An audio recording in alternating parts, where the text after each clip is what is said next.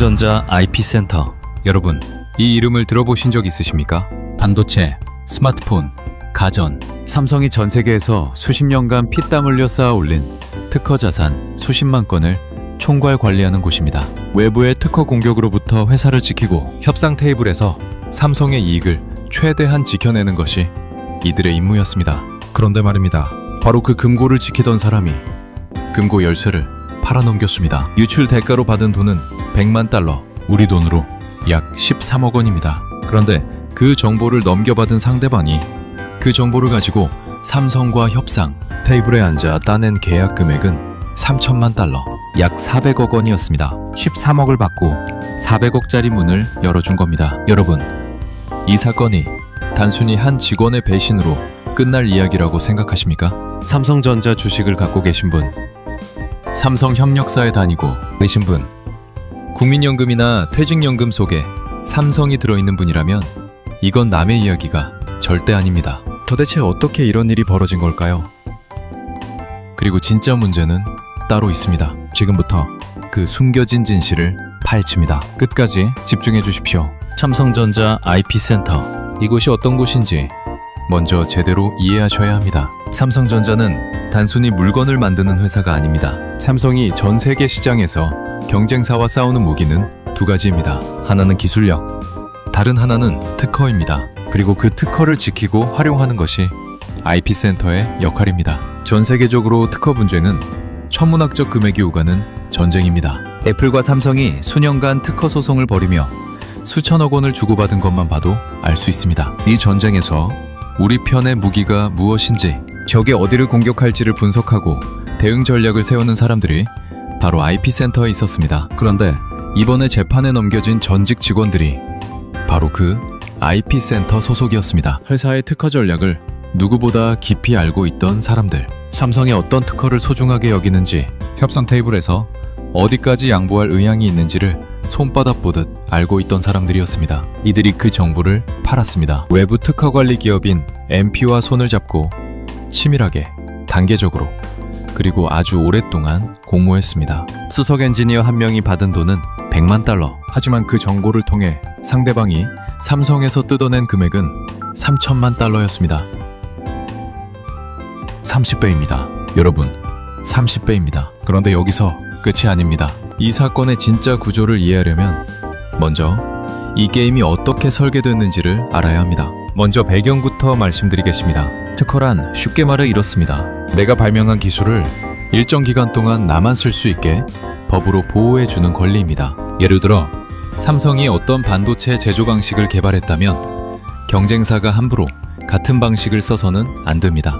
써야 한다면 삼성에 돈을 내야 합니다. 이게 특허 수익의 기본 구조입니다. 삼성전자는 전 세계에서 손꼽히는 특허 보유 기업입니다. 수십만 건의 특허를 보유하고 있으며 이 특허들로부터 매년 막대한 로열티 수익을 거둬들입니다. 반대로 외부 기업이 삼성의 특허를 침해했다고 소송을 걸어오면 방어도 해야 합니다. 이 모든 게임의 핵심은 단 하나입니다. 상대가 무엇을 모르는가입니다. 협상 테이블에서 내가 얼마를 낼 수 있는지를 상대가 모를 때 나는 최대한 낮은 금액에 합의할 수 있습니다. 반대로 상대가 내 속사정을 이미 알고 있다면 나는 처음부터 불리한 게임을 하는 겁니다. 그런데 말입니다. 만약 상대방이 협상 시작 전부터 우리의 협상 전략 전체를 갖고 있다면 어떻게 될까요? 얼마까지 낼 의향이 있는지, 어떤 특허를 가장 중요하게 여기는지, 어디가 우리의 약점인지를 모두 알고 있다면요. 지키는 사람이 가장 위험한 사람이 될 수 있습니다. 그 이유가 지금부터 드러납니다. 이 사건은 처음부터 치밀하게 설계됐습니다. 외부 특허 관리 기업 MP는 삼성전자를 직접 공격하지 않았습니다. 그들이 먼저 한 일은 삼성을 협상 테이블로 끌어내는 것이었습니다. 방법은 이렇습니다. 먼저 특정 특허에 대해 삼성전자에 문제를 제기합니다. 이 특허가 분쟁 가능성이 있다, 소송이 될 수 있다, 미리 매입하는 게 낫지 않겠냐는 방식으로 접근합니다. 삼성전자 입장에서는 검토를 시작할 수밖에 없습니다. 이 특허가 실제로 우리에게 위험한가? 소송까지 가면 비용이 얼마나 들 것인가? 지금 사는 게 나은가? 그냥 싸우는 게 나은가? 이 모든 분석이 IP센터에서 이루어집니다. 문서가 만들어집니다. 내부 특허 분석 자료, 협상 전략, 특허 가치 평가 결과, 이 문서에는 삼성이 이 특허를 얼마나 중요하게 보는지, 최대 얼마까지 지불할 용의가 있는지가 고스란히 담겨 있습니다. 그리고 그 문서가 새나 같습니다. MP는 삼성을 움직이게 만든 다음 삼성이 스스로 만든 협상 전략서를 손에 쥐고 협상 테이블에 앉은 겁니다. 이건 도박이 아닙니다. 상대방의 패를 미리 보고 치는 게임이었습니다. 이 게임이 가능했던 이유는 단 하나. 내부에 누군가가 있었기 때문입니다. 그런데 그 누군가가 누구인지, 그리고 그가 어디까지 했는지가 더 충격적입니다. 삼성전자 IP센터의 수석 엔지니어였습니다. 이 인물은 단순한 실무자가 아니었습니다. IP센터에서 가장 깊은 곳에 접근할 수 있는 직급, 수석 엔지니어였습니다. 삼성의 특허 협상 전략을 직접 수립하고 문서로 정리하는 역할이었습니다. 이 사람이 MP 측에 넘긴 자료는 세 가지였습니다. 삼성 내부 특허 분석 자료, 협상 전략 문서, 그리고 특허 가치 평가 정보. 이 세 가지를 합치면 삼성이 협상 테이블에서 어떤 카드를 어떤 순서로 쓸지를 완전히 파악할 수 있습니다. 그 대가로 받은 돈이 100만 달러, 우리 돈으로 약 13억 원입니다. 13억 원입니다. 여러분, 그런데 검찰이 확인한 또 다른 사실이 있습니다. 이 수석 엔지니어는 재직 중에 몰래 별도의 특허 회사를 설립했습니다. 친정인 삼성전자를 상대로 직접 특허 공격을 가할 준비까지 했다는 정황이 포착된 겁니다. 회사 안에서 급여를 받으면서 동시에 그 회사를 공격할 칼을 갈고 있었던 셈입니다. 눈치채셨습니까? 이건 단순한 금전 비리가 아닙니다. 처음부터 계획된 이중 플레이였습니다.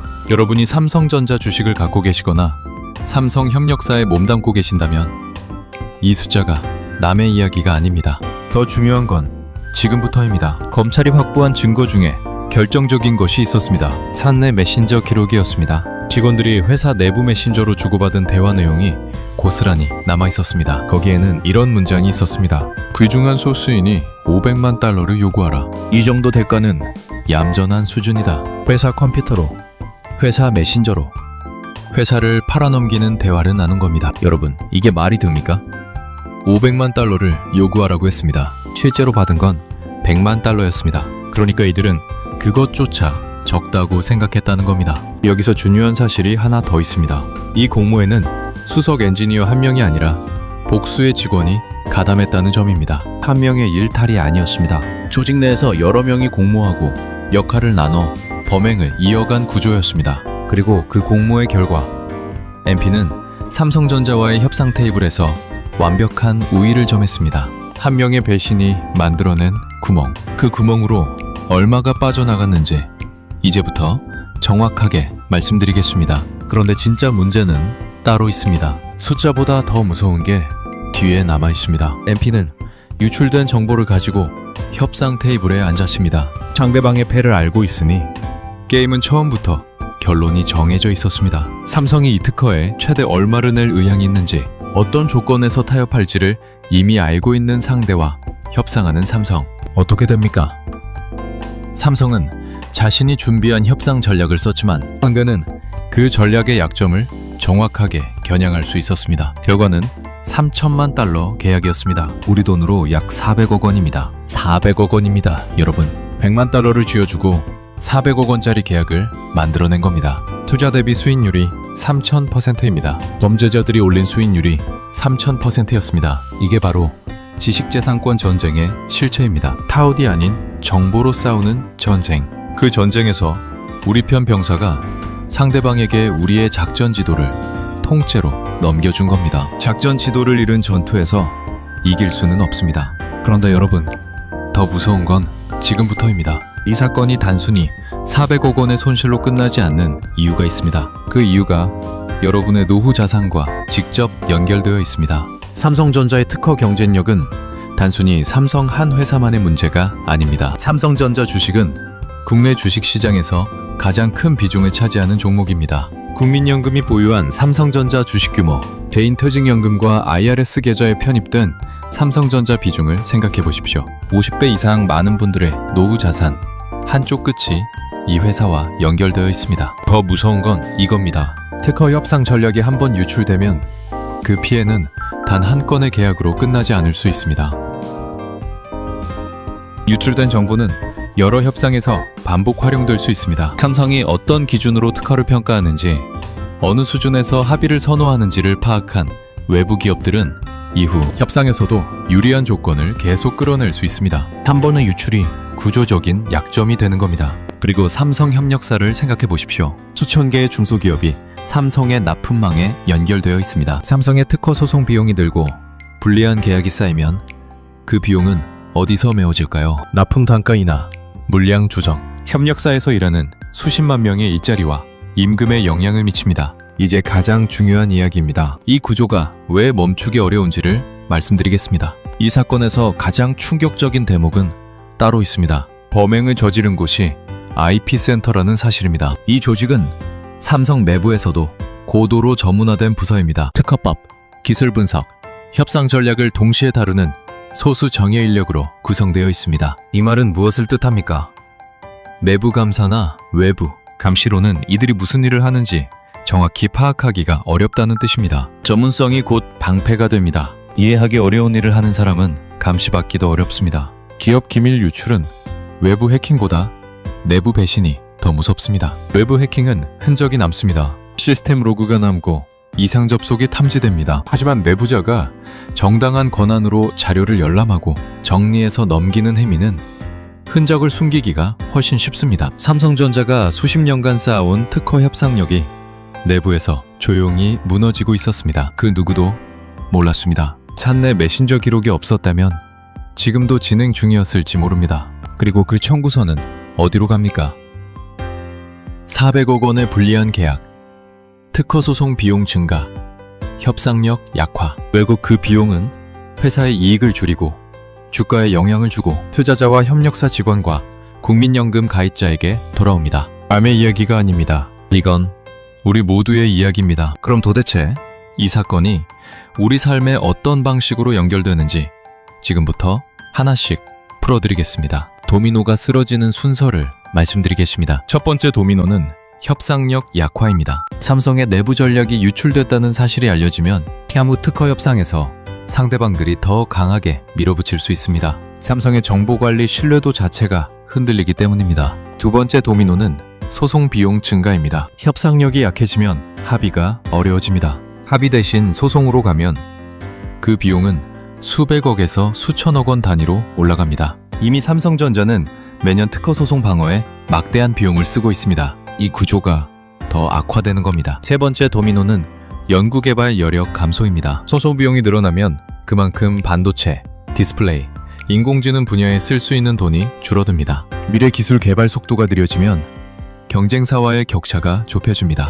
네 번째, 도미노는 수출 경쟁력입니다. 삼성전자는 한국 수출의 핵심 기둥 중 하나입니다. 특허 경쟁력이 약화되면 글로벌 시장에서의 지위도 흔들립니다. 이게 끝이 아닙니다. 다섯 번째, 도미노는 여러분의 연금입니다. 국민연금 운용 자산 중 삼성전자 비중, 퇴직연금 계좌 속 삼성 관련 자산, 삼성이 흔들리면 그 진동이 여러분의 노후 계좌까지 전달됩니다. 한 명의 배신이 이 긴 도미노의 첫 번째 조각을 건드렸습니다. 이게 끝이 아닙니다. 여기 한 분을 소개해드리겠습니다.